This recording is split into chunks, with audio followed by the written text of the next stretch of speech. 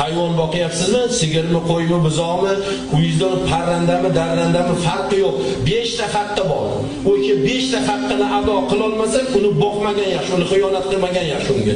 5 ta haqqini o'rnida ado qilasiz, ana undan keyingina u hayvonga qaraysiz. Birinchisi, uni yeyishlarini o'z vaqtida qilasiz.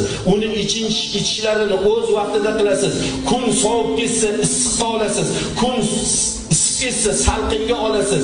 Erkagini urg'ochiga qo'shib turasiz va haftada 10 kunda bir cho'miltirib ustilarini qashilab turasiz.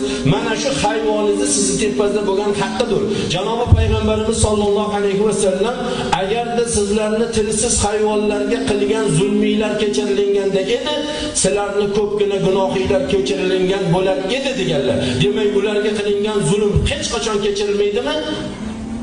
Unga ehtiyot bo'lish kerak. Vaqtida uni suv donidan xabardor bo'lib qo'yishlik kerak.